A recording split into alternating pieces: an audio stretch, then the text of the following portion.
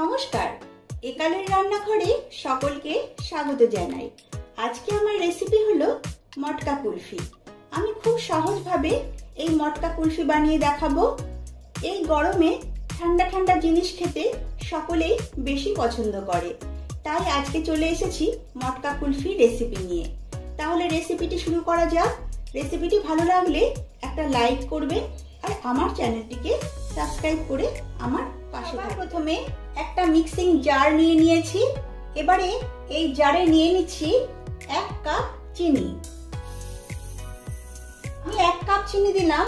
আপনারা যদি বেশি মিষ্টি পছন্দ করেন তাহলে 1 কাপের পরিবর্তে আপনারা 1.5 কাপ চিনি অ্যাড করতে পারেন। দিচ্ছি কয়েকটা কাঠবাদাম, কিছু পরিমাণ কাজু, আর দিচ্ছি কয়েকটা পেস্তা বাদাম। বন্ধুরা, আমি এখানে যে সমস্ত বাদাম নিয়েছি এর সবগুলো বাদামই যে আপনাদের নিতে হবে তেমন কোনো ব্যাপার নেই, তবে আপনারা চেষ্টা করবেন 1 বা 2 রকম বাদাম নেবার, তাহলে কুলফির টেস্ট অনেকটাই ভালো হয়। এখন এগুলোকে ভালো করে গ্রাইন্ড করে নেব। সবকিছু ভালোভাবে গ্রাইন্ড করে নিয়েছি। এবারে যাচ্ছি নেক্সট স্টেপ। গ্যাসে একটা প্যান বসিয়ে দিয়েছি এবং এতে দিয়ে দিচ্ছি 1 লিটার ফুল ক্রিম যুক্ত দুধ। পুরো দুধ আমি ব্যবহার করছি না, কিছুটা পরিমাণ দুধ আমি এই পাত্রে রেখে দিচ্ছি, এটা পরে ব্যবহার করব। এখন এই দুধটা ফুটে ওঠার জন্য ওয়েট করছি। দুধ ফুটে উঠেছে। এখন এই দুধটাকে কিছুক্ষণের জন্য ফুটিয়ে নেব। দুধ কিছুক্ষণ ফুটিয়ে নিয়েছি। এখন এতে দিচ্ছি সামান্য কেশর। কেশর দিলে এর কালার আর ফ্লেভার দুটোই খুব ভালো হয়। এখন এলাচের ফ্লেভারের জন্য দিচ্ছি 1/4 চামচ এলাচ গুঁড়ো। এবারে এগুলো সব ভালোভাবে মিশিয়ে নিচ্ছি। এবারে যে দুধটা আমি আগে থেকে তুলে রেখেছিলাম সেই দুধে দিয়ে দিচ্ছি 1 চামচ কাস্টার্ড পাউডার। কাস্টার্ড পাউডার কিন্তু ঠান্ডা দুধেই দিতে হয়, গরম দুধে এই পাউডার দিলে দলা বেঁধে যাবে। এবারে দুধের সঙ্গে এই কাস্টার্ড পাউডার ভালোভাবে মিশিয়ে নিচ্ছি। দেখুন, কাস্টার্ড পাউডার দেওয়াতে দুধের কালারটা বেশ চেঞ্জ হয়ে গেছে। এবারে অ্যাড করছি বাদাম আর চিনির যে পাউডার আমি করে রেখেছিলাম সেই পাউডার এতে অ্যাড করছি।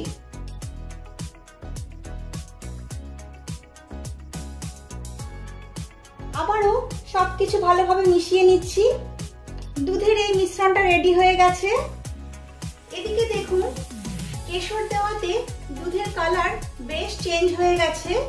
এবারে এতে আমি দিয়ে দিচ্ছি যে দুধের মিশ্রণটা আমি করে রেখেছি সেই মিশ্রণটা এবার এতে দিয়ে দিচ্ছি।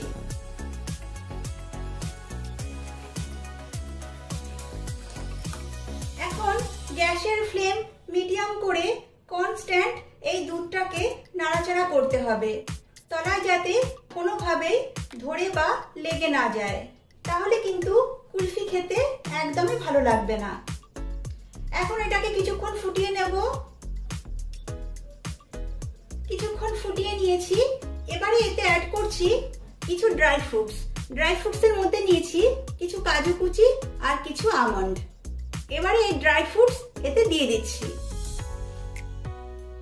তারপর নেড়ে চেড়ে দিচ্ছি। আরো কিছুক্ষণ ফুটিয়ে নিয়েছি। দুধটা আগের থেকে বেশ ঘন হয়ে গেছে, একটা ক্রিমি টেক্সচার চলে এসছে। এখন গ্যাসের ফ্লেম অফ করে দিচ্ছি। আর বন্ধুরা দেখুন, এই দুধের মিশ্রণটা এখন এরকম পাতলা আছে, কিন্তু যখন পুরোপুরি ঠান্ডা হয়ে যাবে এটাই অনেকটা গাঢ় হয়ে যাবে। মিশ্রণটাকে এবার পুরোপুরি ঠান্ডা করে নেব, অর্থাৎ রুম টেম্পারেচারে আসতে দেব। মিশ্রণটা পুরোপুরি ঠান্ডা হয়ে গেছে।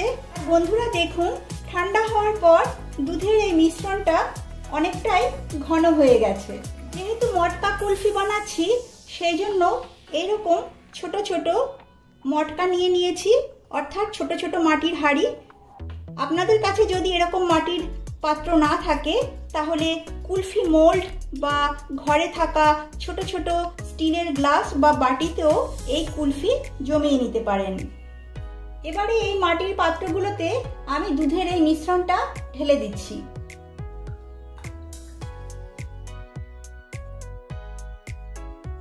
সবকটা মাটির পাত্রে আমি মিশ্রণ ঢেলে নিয়েছি, আর বাকি যে মিশ্রণটা রয়েছে সেটা আমি ছোট ছোট স্টিলের পাত্রে কুলফি জমিয়ে নেব।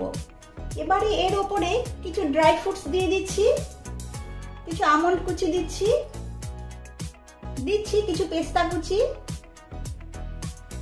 এগুলো অপশনাল, আপনারা যদি এই ড্রাই ফ্রুটস না দিতে চান তাহলে এটা বাদ দিতে পারেন।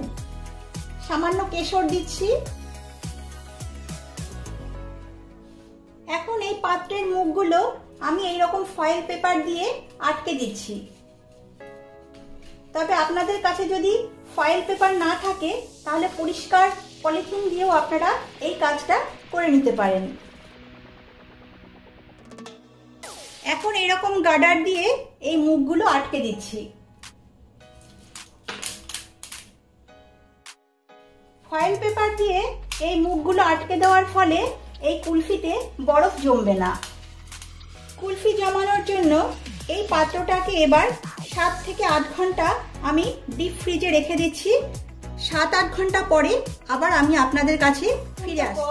কুলফির এই পাত্রগুলোকে ডিপ ফ্রিজ থেকে বার করে নিয়ে এসেছি। এখন এই পাত্রগুলো থেকে ফয়েল পেপারগুলো খুলে নিচ্ছি।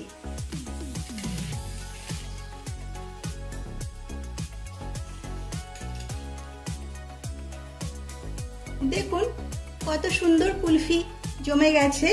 এবারে আমি এই কুলফির টেক্সচার কেমন হয়েছে তা আপনাদেরকে দেখিয়ে দিচ্ছি। দেখুন কত সুন্দর কুলফি তৈরি হয়েছে। আপনারা এইভাবে বাড়িতে কুলফি তৈরি করুন। আশা করি ছোট বড় সকলের ভীষণ ভালো লাগবে। ভালো লাগলে লাইক ও শেয়ার করবেন, আর কমেন্ট করে অবশ্যই জানাবেন রেসিপিটা কেমন হয়েছে। আজ তাহলে এই পর্যন্তই। সকলে সুস্থ থাকবেন, ভালো থাকবেন। নমস্কার।